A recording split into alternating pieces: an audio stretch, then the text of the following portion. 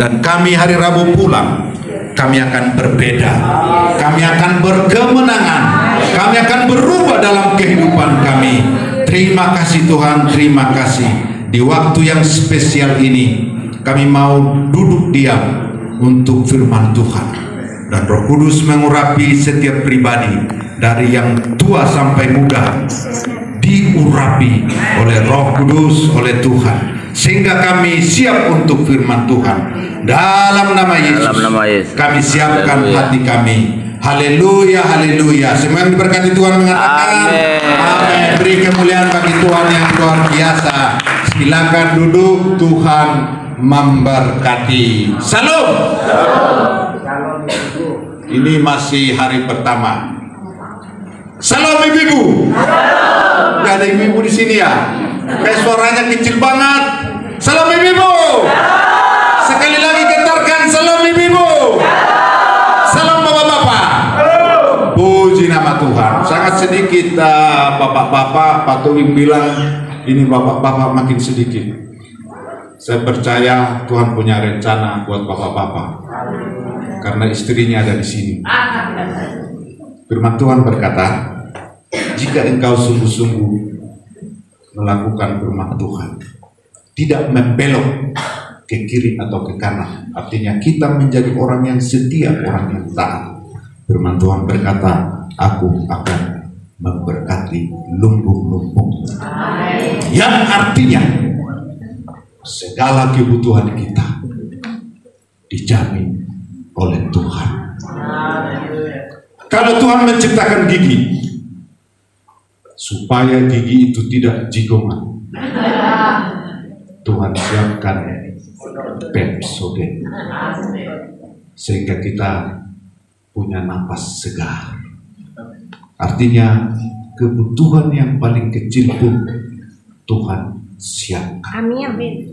Mau emas naik, mau harga besi naik, mau moneter, mau banyak yang korupsi triliunan, bahkan berita-berita yang menggemparkan membuat hati kita goncang, tapi tetap anak Tuhan tetap makan. Anak Tuhan dijamin oleh Tuhan dalam segala kebutuhannya. Beri kemuliaan bagi Tuhan. Baik, terima kasih Pak Alex. Ya, puji Tuhan di sesi yang pertama masih diberi kesempatan, karena nasi yang kemarin masih ada, masih segar saudara. Nanti di besok di sesi yang kedua, ya urusan pendeta itu sudah mulai pahit. Kalau berbicara kayak lengket. Biasanya kalau kita melayani, kita khotbah disiapkan air putih, jadi masih enak. Sekarang kita khotbah tidak ada air putih. Nah, baik, tema kita pada kesempatan ini yaitu berkenan kepada Tuhan. Puji Tuhan, pemain musik tetap di posisi, karena kita kadang-kadang kita masih bisa nyanyi sambil dengar firman. Saya ambil dalam Mazmur pasal 37 ayat 23 sampai dengan 24. Saya akan baca buat kita semua dengan tema berkenan kepada Tuhan. Mazmur 37 ayat 23 sampai 24. Nanti satu perikop bisa saudara baca untuk melengkapinya. Demikian bunyi firman Tuhan. Ayat 23, Tuhan menetapkan langkah-langkah orang yang hidupnya berkenan kepadanya. Apabila ia jatuh, tidak sampai tergeletak, sebab Tuhan menopang tangannya. Ada pujian itu. Tuhan menetapkan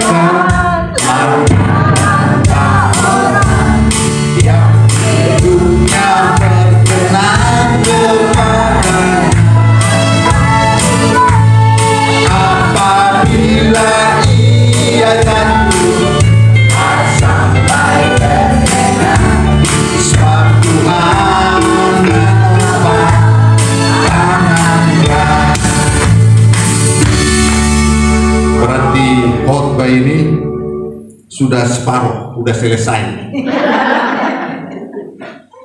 Karena sudah kita nyanyikan, dikatakan Daud, Tuhan menetapkan langkah-langkah yang orang yang hidupnya berkenan kepadanya. Tema kita berkenan kepada Tuhan. Saya sering mengatakan, apakah kita berkenan kepada Tuhan? Apakah pribadi-pribadi kita ini yang sudah mengikuti 2 puasa, bahkan yang sudah berkali-kali, bahkan bertahun-tahun, bahkan sudah sampai bangkotan, apakah kita berkenan kepada Tuhan? Yang sering saya katakan, siapa kita? Who I am? Wah, mantap.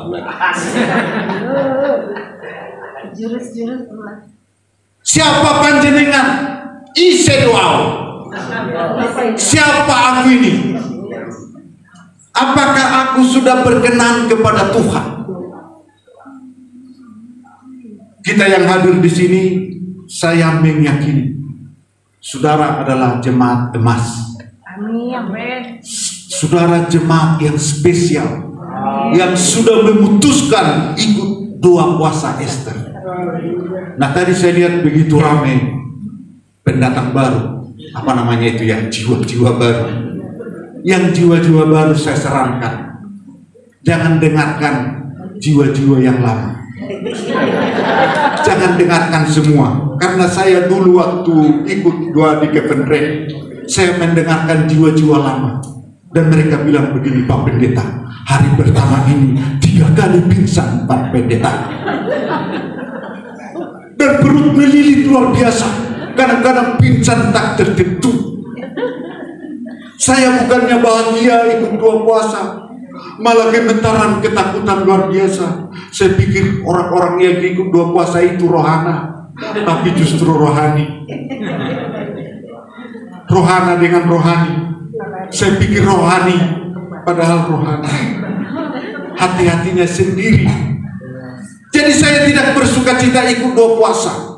Dan ternyata dari pengalaman saya ikut 2 puasa hingga hari ini, tidak bagus 2 puasa itu terlalu menyenangkan, terlalu nyaman.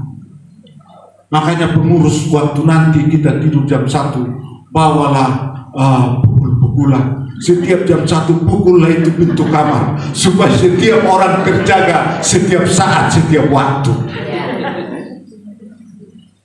Dan kita mulai menghadapi berbagai-bagai masalah dalam ikut 2 puasa Ester.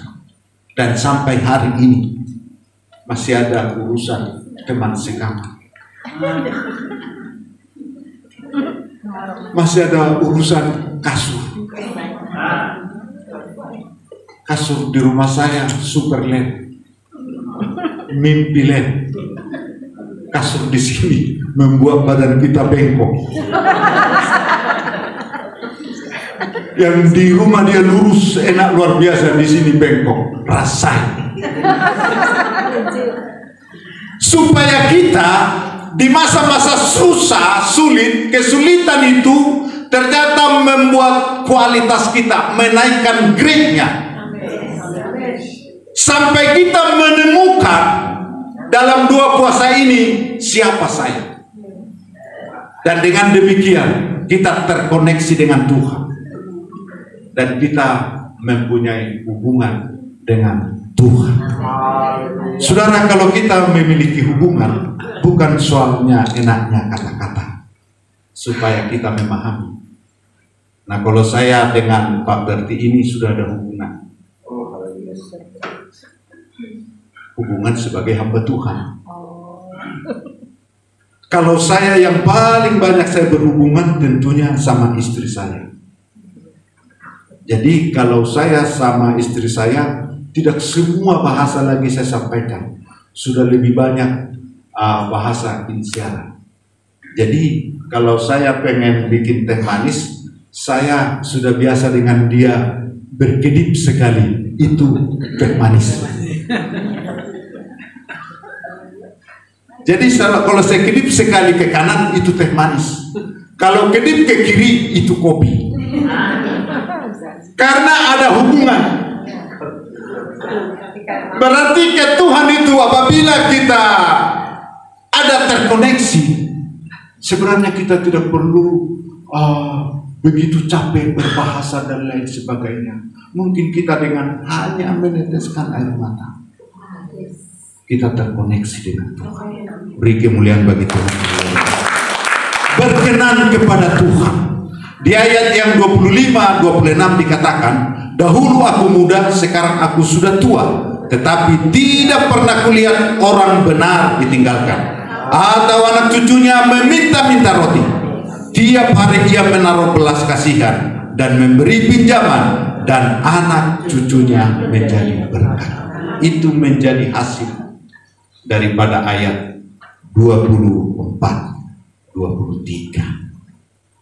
Tuhan menetapkan langkah-langkah orang yang hidupnya berkenan kepadanya. Ada kata kunci berkenan. Saya percaya kita datang ke tempat ini dengan berbagai-bagai masalah, berbagai-bagai rintangan, termasuk saya. Tidak gampang saya ke tempat ini. Sudah, kalau istri sudah tahu minggu kedua Pak Alek ya, minggu kedua, di minggu pertama dia biasa saja, minggu kedua melayani di Gunung Sawah, iya. Tapi begitu hari-hari itu menjadi pergumulan. Enggak tahu ya, istri kita itu luar biasa ya. Itu di hari-harinya saya jadi rindu nih, jadi kehilangan. Minggu pertama nggak kehilangan, setelah hari-harinya kehilangan. Kalau kau pergi rasanya kehilangan. Kalau kita ada, dia merasa biasa aja. Waktu kita mau berangkat, saya merasa kehilangan kalau kau pergi.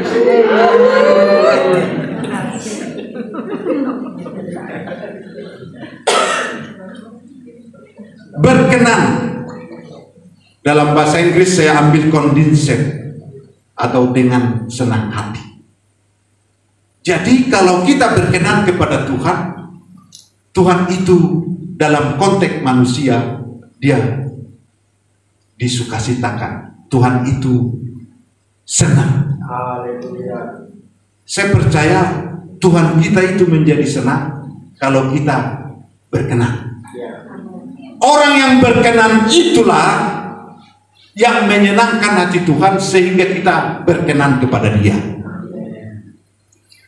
Dalam Mazmur 37 dikatakan berkenan, berarti senang, sukacita, sudi, setuju dengan seseorang. Dalam bahasa Yunani saya ambil di sini euratos, yang berarti tugas orang percaya untuk memeriksa kehendak Tuhan dalam situasi tertentu. Nah, artinya kita datang ke sini, apakah Tuhan berkenan dalam diri saya dalam dua puasa?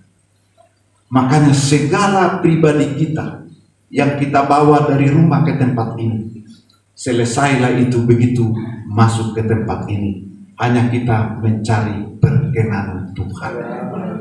Apapun yang terjadi, mungkin kamar tidak begitu cocok bagi saudara, tapi saudara mengabaikan itu. Karena kenapa? Karena supaya saudara berkenan kepada Tuhan. Saya mau tanya, siapa yang tidak pernah jatuh di tempat ini? Tidak pernah jatuh dalam kehidupannya. Ayat tadi mengatakan apabila ia jatuh. Coba angkat tangan yang tidak pernah jatuh dalam hidupnya.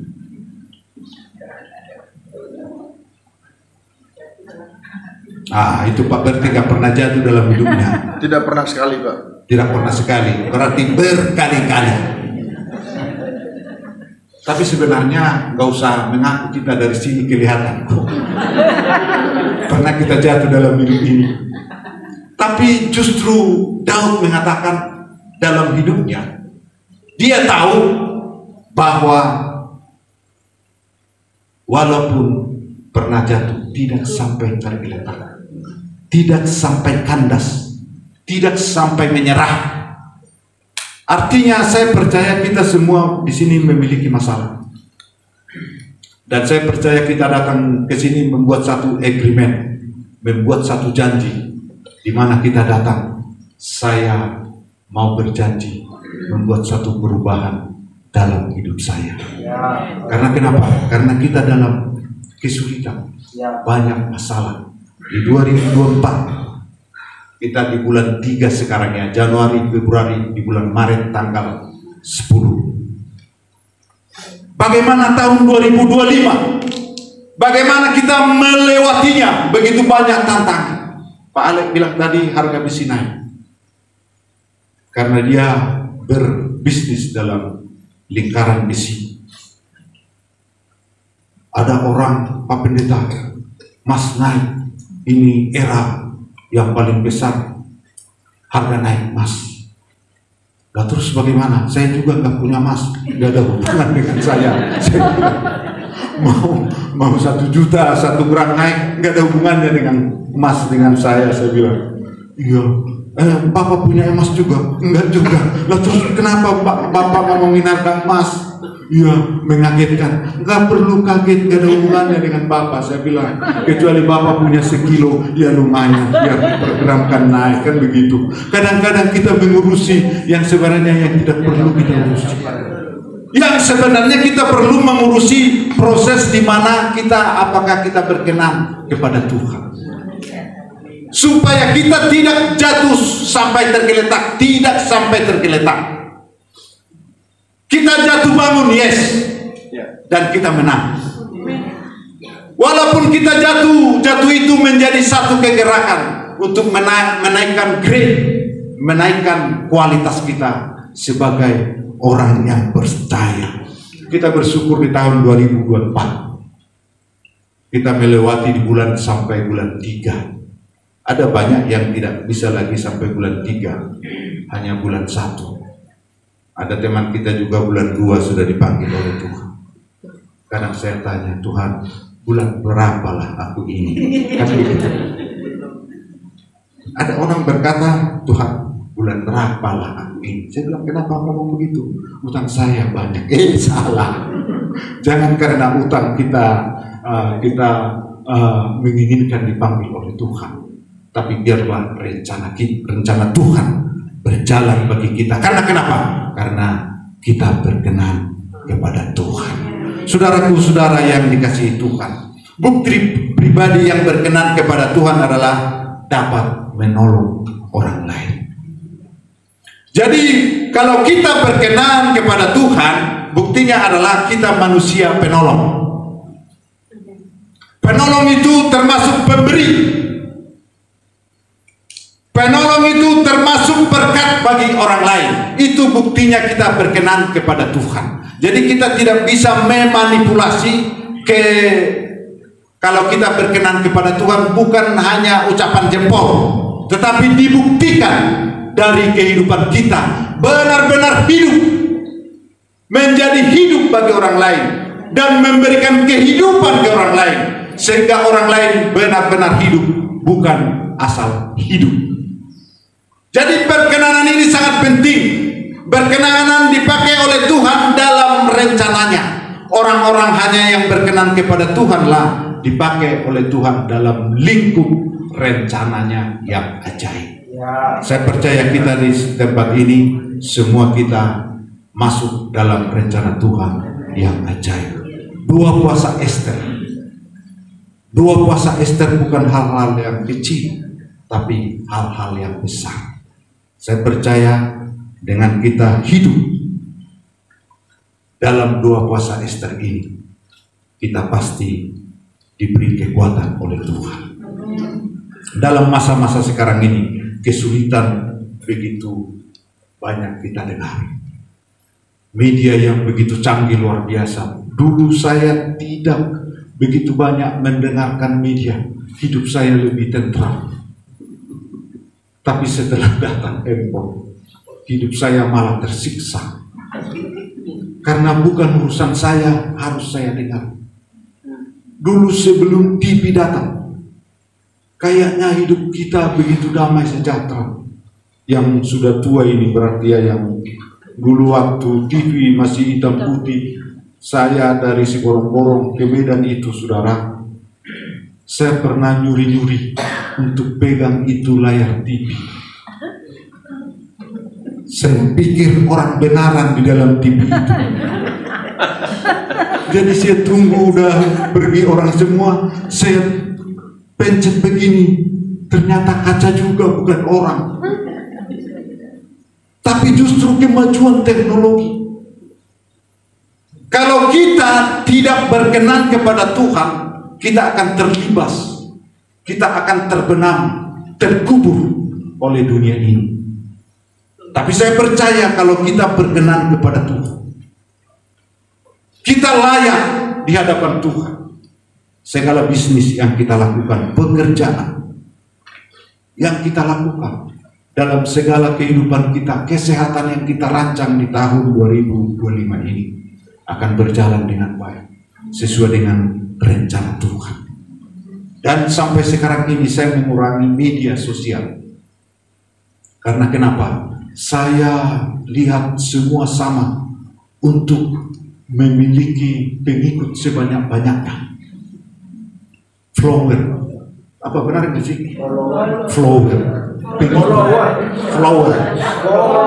follower.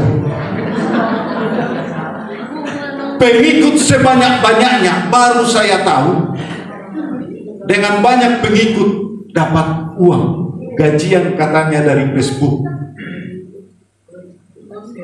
Dan sekarang demi pengikut, semua ibu-ibu bikin konten aneh-aneh, termasuk pendeta. Saya diskusi dengan Pak Tobi, kami mundur pelan-pelan dari media sosial. Karena kadang kita tidak sadari hamba Tuhan, kita membawa diri kita lebih terkenal dari Tuhan. Saya ulangi, kita membawa diri kita lebih hebat dari Tuhan, lebih terkenal, sehingga hati-hati media ini bisa menjerumuskan kita ke dalam kehidupan yang lebih gelap, dan hidup kita tidak berkenan kepada Tuhan. Makanya kita tanya diri kita, apakah kita sudah berkenan kepada Tuhan? Saudaraku, saudara yang dikasihi Tuhan, sehebat apapun kita berusaha dalam perjalanan hidup ini, kalau Tuhan kita tidak sertakan, sia-sialah segala rencana kita. Kalau ada kita rencanakan di tahun 2025 ini, sertakanlah Tuhan, libatkanlah Tuhan. Itulah yang membuat kita berkenan kepada Dia. Tuhan ada untuk menetapkan langkah-langkah kita dengan jaminan keberhasilan. Tuhan menetapkan langkah-langkah orang yang hidupnya berkenan kepadanya. Saudaraku, saudara yang dikasihi Tuhan, bagaimana orang yang berkenan kepada Tuhan? Ada 3 yang perlu saya sampaikan. Nah, materi ini 1 jam, berarti 3 jam lagi selesai jam 2. Pak Berti, kau usah lagi. Bagaimana supaya hidup kita berkenan kepada Tuhan? Bagaimana orang-orang yang berkenan kepada Tuhan? Yang pertama, mempunyai iman. Bilang dulu kiri kanan, mempunyai iman. Lanjut lagi, kau dengar itu.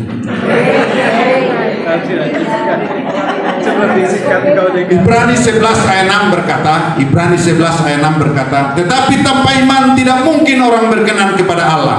Sebab barang siapa berpaling kepada Allah, ia harus percaya bahwa Allah ada, dan bahwa Allah memberi upah kepada orang yang sungguh-sungguh mencari Dia. Saudara, saya mau tanya, Allah itu ada enggak? Ada. Puji Tuhan. Saudara, saya bawa di sini goreng pisang. Ini saya bungkus supaya tidak bisa lagi saya rasakan. Jadi saya kunci dia. Ini goreng pisang rasa andaliman. Kalau ada yang tahu andaliman itu adalah bumbu, ini saya taruh di sini ya.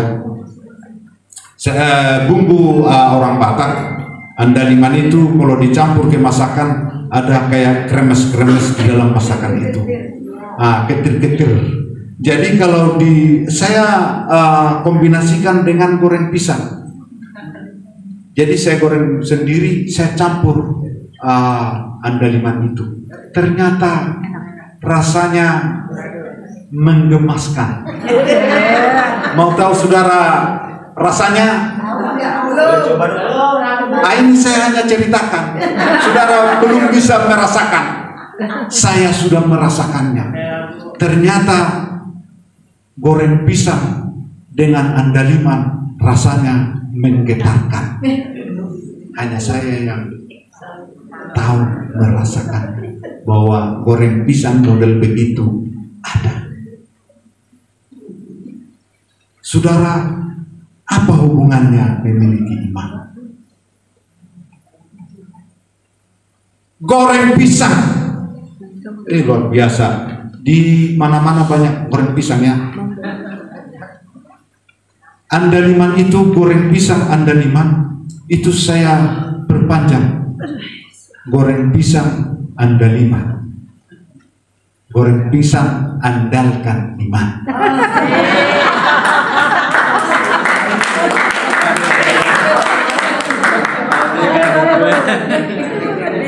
Jadi kalau saudara membuat satu bisnis, misalnya Puyung Hai,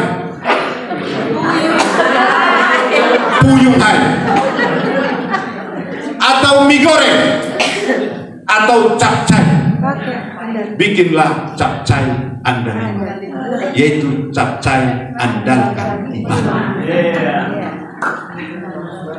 Tetapi tanpa iman tidak mungkin orang berkenan kepada Allah. Artinya segala ornamen kehidupan kita, kegerakan kita, tanpa kita melakukan dengan iman, kita memungkiri iman kita kepada Tuhan. Kita justru mengatakan Tuhan itu tidak ada. Saya ulangi, kalau segala yang kita lakukan dalam hidup ini sebagai orang percaya tanpa iman, kita mengatakan dalam hidup ini bahwa Tuhan itu tidak ada.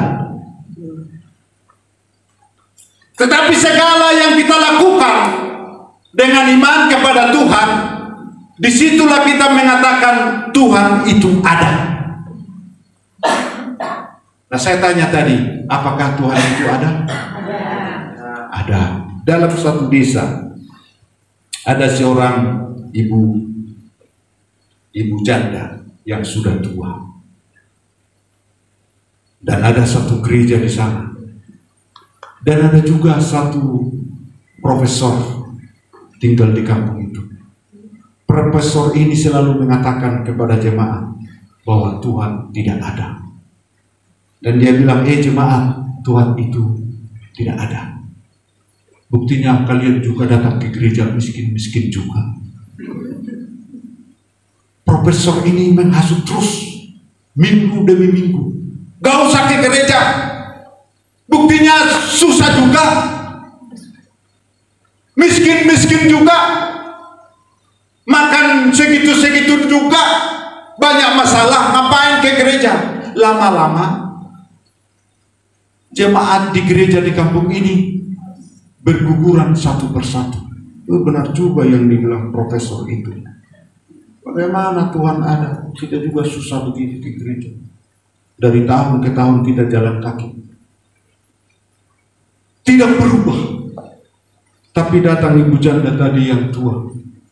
Kebetulan dia pergi beli pisang goreng, ketemu dengan profesor ini, dan ibu janda tua ini ngomong kepada profesor, "Hei Pak Profesor, Prof, come here." Ternyata janda bisa bahasa Inggris.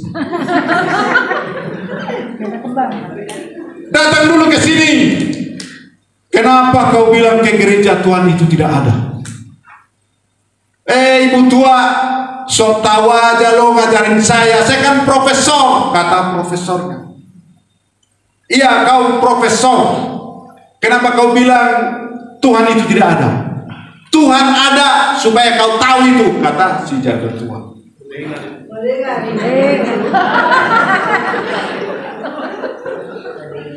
Iya, Tuhan tidak ada, kata profnya. Ibu janda bilang, Tuhan ada. Nggak ada, ada. Mereka perang. Profesor, saya bawa goreng pisang.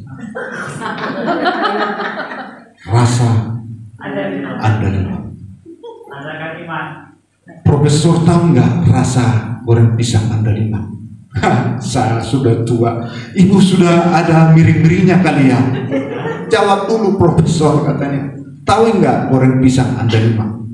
Ya nggak tahu lah, dasar sudah tua. Ya bagaimana saya tahu? Orang belum pernah saya coba. Betul. Ditanya sekali lagi, Profesor, kau tahu nggak rasa goreng pisang andaliman? Ya tidak tahu lah. Nggak, ibu yang tua ini ngomong, saya sengaja dulu bikin capek profesor ini. Sekali lagi saya tanya, kau tahu nggak goreng pisang rasa andaliman? Ibu tua, saya tidak tahu. Pas yang kau bilang ini. Kenapa kau bilang Tuhan tidak ada? Karena engkau tidak pernah merasakan Tuhan. Benarlah Prof, engkau mengatakan Tuhan itu ada. Tuhan itu tidak ada karena engkau tidak mengalami, merasakan rasanya punya Tuhan.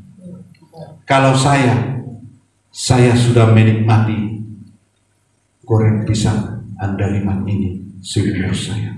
Saya tahu persis rasanya. Dan saya sudah ikut Tuhan dalam hidup saya. Saya tahu Tuhan itu ada. Amen. Saudara, ada pujian yang mengatakan begini. Apa yang dapat memisahkanku dari kasih-Mu Tuhan?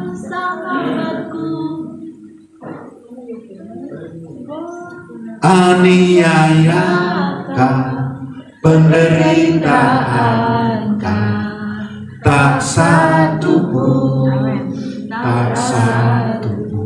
Sebenarnya ini adalah nyanyian iman.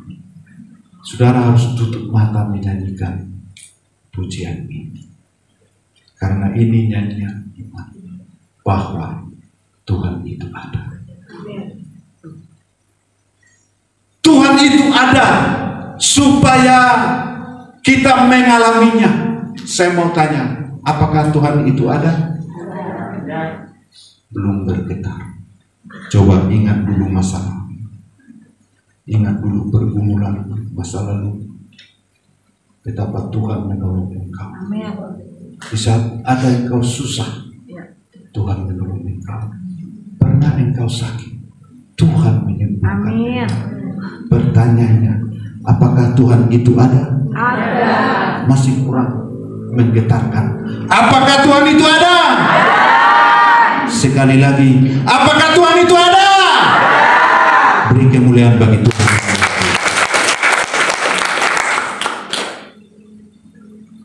Tak satu pun. Apa yang memisahkan kita dari Tuhan? Saudara datang ke tempat ini saja, saudara sudah memiliki iman. Orang yang berkenan kepada Tuhan tidak sampai tergeletak, sebab Tuhan menopang tangannya. Yang kedua yang perlu saya sampaikan kepada saudara, bagaimana orang yang berkenan kepada Tuhan. Orang yang berkenan kepada Tuhan itu adalah orang yang segenap hatinya melayani Tuhan. Di dalam Roma pasal 1 ayat 9 berkata, karena Allah yang kulayani dengan segenap hatiku dalam pemberitaan Injil anaknya adalah saksiku bahwa dalam doaku aku selalu mengingat kamu. Rasul Paulus menulis suratnya kepada jemaat di Roma. Dikatakan karena Allah yang kulayani dengan segenap hatiku. Saudara, kalau kita berkenan orang yang berkenan kepada Tuhan, kita memiliki karakter yang melayani dengan sungguh-sungguh. Bahasa lain, dengan luar dalam, dengan sepenuhnya. Saya percaya kalau kita yang hadir di sini hanya datang untuk melayani, berarti di semua tempat tinggal kita ini tidak ada lagi komplain. Karena kenapa? Kita berlomba-lomba melayani dengan segenap hati. Kalau saya buang tisu dan saudara memungutnya, tidak perlu saudara kasih tahu Pak Ale. Pak Ale, itu pendeta Ngababan buang tisu, sudah pendeta, tidak tahu diri. Tidak perlu. Karena saudara melayani Tuhan dengan sungguh-sungguh. Paulus berkenan kepada Allah karena pelayanannya yang fokus kepada Allah. Jadi kita melayani itu karena Allah, kita melakukannya karena Allah. Kesulitan apapun yang kita hadapi itu karena Tuhan untuk membentuk kita. Jadi tidak ada komplain. Sering saya mengatakan kita paling beruntung. Kalau sampai ada yang komplain ke sini, ya orang kita tidak bayar. Kita gratis, tis. Kita bawa badan aja. Pak Nababan, kasurnya kok bengkok. Iya, dia busa bukan kasur. Itu busa itu. Jadi kalau kita tidur bengkok, bagus juga bengkok. Supaya nanti di rumah jadi lurus. Ada kekerakan. Kan begitu. Pak Nababan, itu teman kamar saya yang ngorok. Bagus dia ngorok. Karena di rumah kau tidak ada yang ngorok. Mungkin suamimu juga kau suruh pindah kamar karena dia ngorok. Tapi di sini nggak bisa. Pak Ale piring di kamar A, ya di kamar A, nggak boleh pindah-pindah. Jadi dengarkanlah itu sampai hari Rabu. Dan katakan ke samping itu, kau dengar. Melayani Tuhan dengan segenap hati. Pertanyaannya, apakah kita melayani Tuhan dengan segenap hati? Pelayanan bukan hanya di mimbar ini, hanya bagian kecil. Pelayanan adalah di rumah. Saya sering mengatakan, Pak Pendeta jangan nilai dia di waktu mimbar. Pak Pendeta mantap luar biasa. Kalau Pak Berti itu bajunya lebih neces dari saya. Saya perhatikan tadi waktu doa, tiba-tiba beliau ini saya lihat, Tuhan, oh Pak Berti lebih rapi. Memang dia modelnya rapi, saya agak ini pakaian, yang penting ada aja. Beliau ini kalau pakaian, kalau bisa pakaian itu dikasih makan, dia kasih makan itu.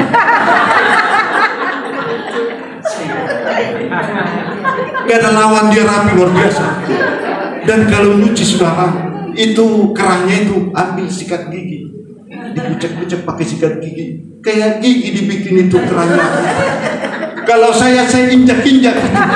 Baju saya injak semua, saya banting-banting. Melayani. Pertanyaannya sekarang, apakah kita melayani sungguh-sungguh? Segala apapun dalam hidup kita ini, kita dirancang Tuhan untuk melayani. Pelayanan tingkat tinggi berada dalam rumah tangga. Kalau beres dalam rumah tangga suami istri, bereslah pelayanan kita. Saya sering mengatakan kepada istri saya, kalau aku ada kurang-kurangnya pas saya pelayanan, tolong jangan dibully saya, tolong ya. Kalau aku ngorok waktu saya mau khotbah, jangan bilang kau ngorok, jangan. Selesai khotbah aja kau bilang begitu, karena saya terganggu di mimbar itu. Tapi kalau kau bilang sayang, menyalalah. Menyalalah di mimbar itu, muliakanlah Tuhan. Kalau kau bilang begitu, saya akan umah. Artinya cium dia, kan begitu. Masa cium tetangga?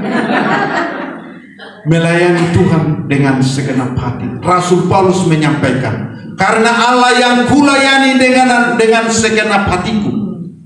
Saudara sudah melayanikah dengan segenap hati.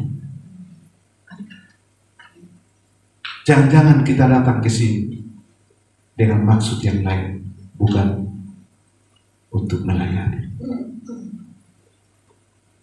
Dan melayani dengan segenap hati itu dikategorikan berkorban. Kalau kita lihat kehidupan Rasul Paulus, saudara, bagaimana Rasul Paulus dengan luar biasa itu melayani Tuhan dengan segenap hati berkorban. Kita tinjau, kita tilik dulu satu-satu siapa itu Rasul Paulus. Melayani dengan sungguh-sungguh. Ternyata Rasul Paulus dalam pelayanannya pernah dipenjara. Siapa yang di sini pernah dipenjara? Satu. Saya pernah dipenjara. Dipenjara di Sydney, Australia. Saya orang gelap di sana, ketangkap oleh imigrasi. Saya dimasukkan ke penjara. Tapi bukan penjara kriminal, tapi saya masuk penjara perdata karena orang gelap. Di penjara itu, saudara, itu lihat durinya itu. Kalau kita lihat pinggiran penjara itu, lihat durinya aja, umur kita berkurang, saudara. Makanya jangan ada cita-cita mau ke penjara. Lihat durinya saja, umur saya berkurang. Sehingga saya setiap bangun, saya tidak lihat itu durinya penjara itu. Dan kita dikucilkan. Tapi Rasul Paulus melayani dengan sungguh-sungguh justru masuk penjara. Sudah ada enggak di sini melayani Tuhan masuk penjara? Ya Pak, berarti masuk penjara karena melayani dia khotbah di sana, bukan? Tapi karena pelayanan dia dipenjarakan. Karena sungguh-sungguh melayani masuk penjara. Yang kedua, kerap diambang maut. Kita kesini aja, Pak Pendeta, teman sekamar saya ngorok melulu, gak bisa tidur. Belum diambang maut, masih menghadapi ngorok, saudara. Rasul Paulus dalam kesungguhan pelayanannya, dia kerap diambang maut. 5 kali disesat orang Yahudi, masing-masing 39 pukulan demi pelayanan. Dan dilempari batu. Kita aja lewat di depan rumah kita, tetangga kita mengatakan, orang Kristen nih, kita udah sakit hati. Baru begitu belum dilempari. Nah pertanyaannya, apakah kita melayani Tuhan dengan sungguh-sungguh? Mengalami karam kapal terkatung-katung. Kita melayani ke Papua, 2 minggu kita terkatung-katung hampir mati. Itu berat apa ringan? Rasul Paulus mengalaminya karena kesungguhan dia melayani. Dirampok. Saya pernah, saudara, dirampok. Baru sampai ke Jakarta tahun 86, saya masuk ke Jakarta. Saya bawa tas kecil, saya bawa dompet, waktu itu dompet dari kampung, dan saya polos begitu mengherankan kota Jakarta itu saya lihat karena gedung-gedungnya berlantai tinggi-tinggi. Jadi saya tidak perhatikan lagi diri saya, hanya saya tergabung dengan gedung yang tinggi-tinggi. Ternyata copet sudah mengincar saya dari terminal. Dan waktu itu saya duduk, saya pikir karena penumpang begitu padat, sehingga saya dijepit 2 orang. Mereka gelisah-gelisah. Mereka gelisah, yang penting gedung saya lihat. Begitu saya turun, gedung saya lihat, dompet saya sudah hilang. Itu kesulitan yang begitu mengerikan bagi saya. Karena kenapa? Tidak ada saudara saya di Jakarta. Tapi Rasul Paulus dirampok karena melayani Tuhan. Dan yang terakhir, kelaparan, kedinginan, dan kekurangan pakaian. Rasul Paulus mengalami itu. Pertanyaannya, berarti melayani itu adalah pengorbanan. Saya percaya Pak Alek menjadi koordinator di tempat ini. Pengorbanan yang beliau lakukan, sehingga saya malu hati sebagai hamba Tuhan. Pak Alek ini, maaf bagi saya bilang dia gembala saya di tempat ini. Kadang saya malu gaya memberinya, saudara. Pengorbanan. Belum saya mulai, dia duluan mulai. Berarti saya kalah hal memberi. Dia selalu duluan memberi. Dia selalu duluan berkorban.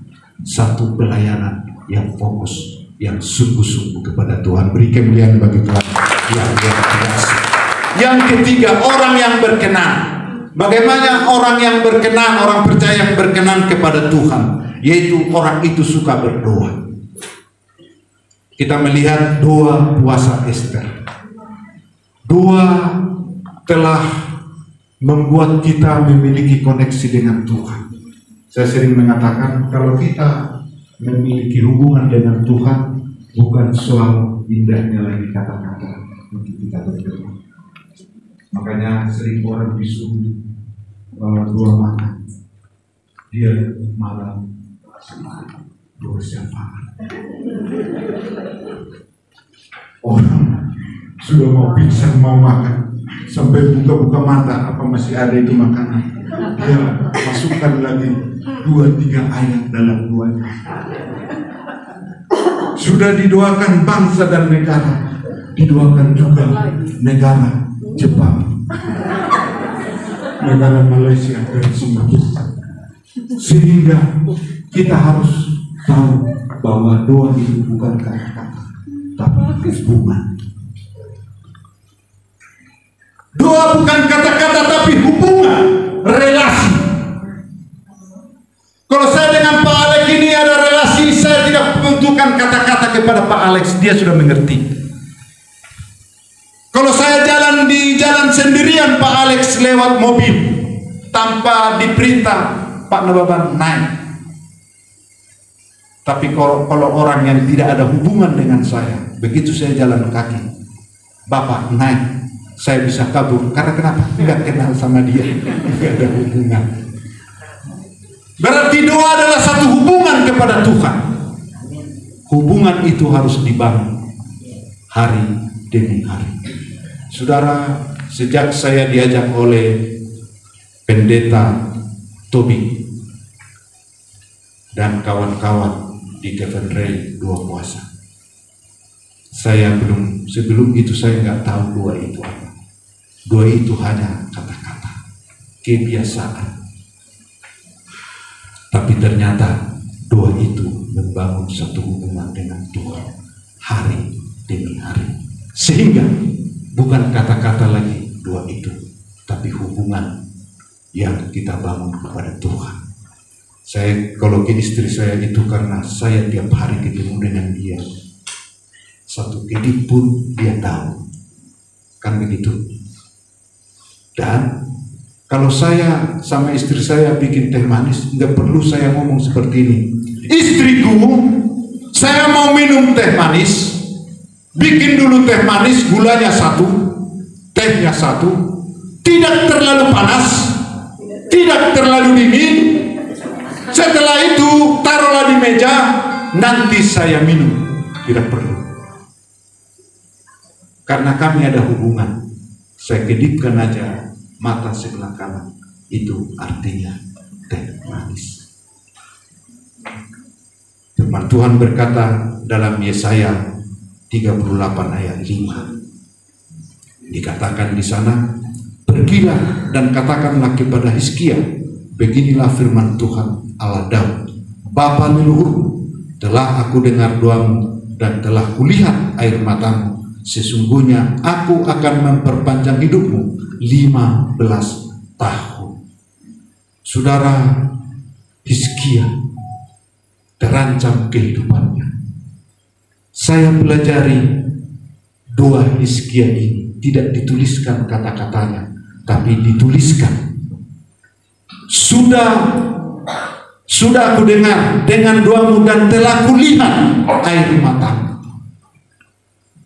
Berarti doa adalah relasi yang kita bangun dengan Tuhan, dan kita mengatakan apa kemauan kita dalam air mata. Kita berdoa bukan kata-kata lagi, tetapi dengan air mata yang tertumpah. Itulah bahasa yang kita sampaikan kepada Tuhan. Itulah isi hati kita. Bahkan kalau kita sudah banyak menghadapi masalah, bukan lagi kata-kata yang kita sampaikan kepada Tuhan, tapi dengan air mata. Saya percaya jika kita memiliki hubungan dengan Tuhan, pasti Tuhan tahu bahasa air mata kita. Beri kemuliaan bagi Tuhan. Doa membuat yang tidak mungkin jadi mungkin, yang tidak ada menjadi ada. Itu sangat luar biasa. Saudara, akhir-akhir ini saya berdoa supaya aku makin rindu, makin cinta hanya untuk Tuhan. Dan ternyata saya dulu orang rumah, tidak betah di luar. Ternyata sampai hari ini didukung oleh firman Tuhan. Kesukaan saya sekarang hanya berdoa. Sepertinya sih tidak normal bagi orang umum. Ada ruang dua saya di lantai 2 satu kamar. Saya bilang sama istri saya, kalau saya sudah masuk ke tempat itu, secara lantai rumah pun saya dekat dengan Tuhan dibanding kau. Jangan ganggu saya di ruang itu, mau apapun yang datang. Jadi setiap saya ada waktu, kerinduan saya hanya menyimpang. Agak aneh juga akhir-akhir ini. Tetapi istri saya bilang, setelah kau berdoa, mungkin berjam-jam, waktumu banyak yang saya lihat berdoa, saya lihat ada kemuliaan Tuhan dalam hidupmu. Saya pikir, kita kan ngomong di meja itu bisa 2 jam, 3 jam. Yang benar, jangan-jangan aku karena suamimu. Saya jarang bohong. Dia bilang gitu. Ya jarang bohong. Nah, bohong yang jarang itu yang mana? Lah kalau ini saya nggak bohong. Dan dia dekatin saya. Makasih ya, sudah menemani saya hingga tahun ini. Dia peluk saya, yang biasanya dia tidak peluk saya. Saya bilang, Tuhan, jangan-jangan ini hari terakhir buat dia.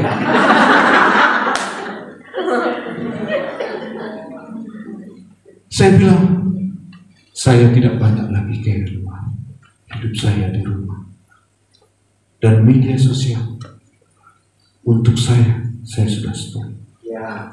Dulu saya waktu khotbah di wali kota, saya bikin besar-besar di Facebook, pendeta Nababan pelayanan di wali kota Jakarta Timur. Keren bagi saya, tapi bagi Tuhan belum tentu saya tarik diri. Pendeta tadi bilang, karena handphone ini kita kurang berdoa. Saya masuk ruang doa, handphone di bawah, saya tinggalkan. Khotbah, kau di situ berdiam diri, aku di sana berdiam diri. Karena pengaruh handphone itu begitu dahsyat mengikat kita. Bahkan kalau istri ketinggalan gak apa-apa, tapi kalau handphone ketinggalan, gusar luar biasa. Kalau Alkitab ketinggalan biasa-biasa saja, tapi kalau handphone ketinggalan, kita gusar setengah mati. Doa adalah kekuatan bagi yang hilang. Mau mengalami satu perubahan terobosan, berdoalah tidak henti-henti. Saudara, waktu saya ambil sekolah S2 di Jeffrey, STT Jeffrey, di sini ada Pak dosen. Saudara, saya ini tidak begitu bagus IQ-nya. Saya sudah cerita dari 8 bersaudara, sayalah yang paling bodoh. Makanya waktu itu mama saya bilang, bagaimanapun bodohnya kau tetap anak saya. Di depan abang saya yang selalu bilang, kepalamu besar, tapi kedudukannya di lutut. Saya periksa apa otak saya di lutut, sampai sekarang masih di sini, belum pindah-pindah. Tapi mama saya bilang, bagaimanapun bodoh, kau tetap anak saya. Dia bilang ke abang saya, dengarkan itu. Kau dengar itu. Walaupun bodoh dia tetap anak saya. Tapi waktu abang saya sudah pergi, dia bilang ke sama saya, dibisikkan, tapi kau jangan bodoh selamanya.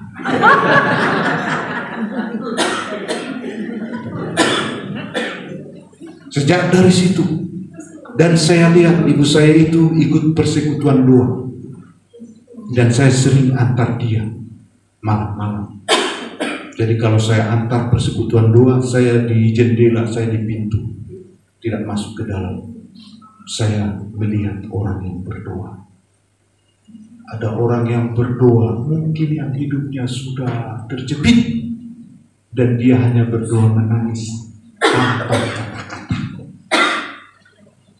Dan waktu bapak saya meninggal, adik saya masih kecil-kecil, mama saya itu hidupnya hanya berdoa.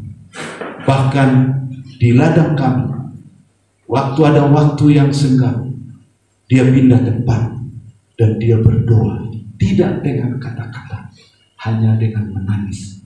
8 orang anak diurus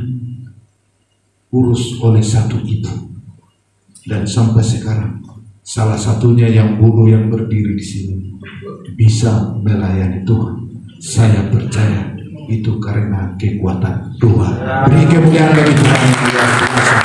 Mari kita berdiri, kita angkat satu pujian, apa yang dapat memisahkanku.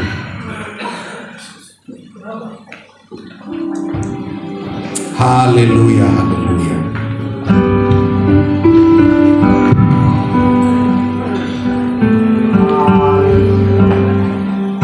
Apa yang dapat memisahkanku. Haleluya.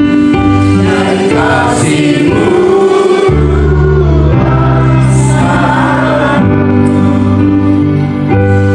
kelaparan dan ketelanjangan. Tak satu, tak satu, tak satu.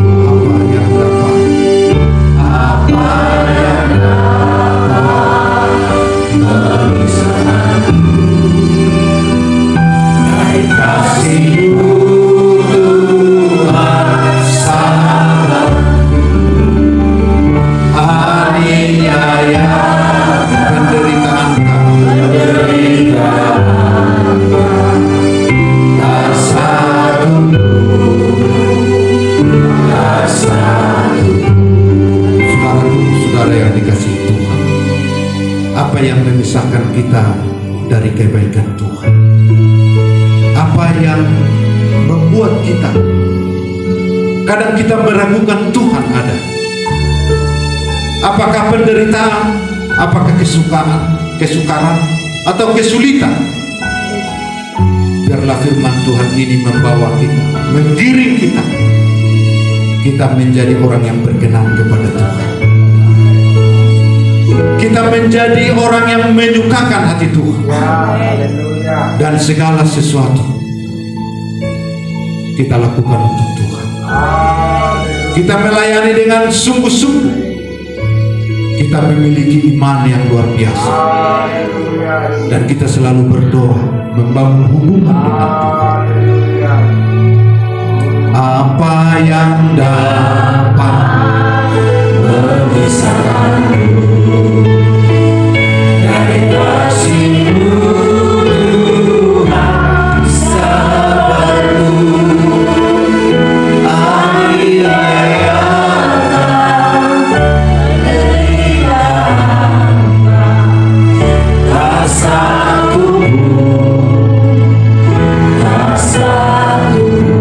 Terima kasih buat kebenaran firman Tuhan yang sudah disampaikan oleh hamba-Mu, berkati dalam setiap pelayanan, keluarga, semua yang dikerjakannya Tuhan. Biar Tuhan memberkati. Terima kasih meteraikan setiap firman-Mu atas hidup kami, supaya kami tidak berdosa terhadap Engkau Tuhan. Demi nama Tuhan Yesus kita yang percaya kita akan bersama-sama. Amin. Puji Tuhan. Silakan untuk kembali Bapak Ibu Saudara. Dan saat ini kita akan memberikan persembahan syukur kita.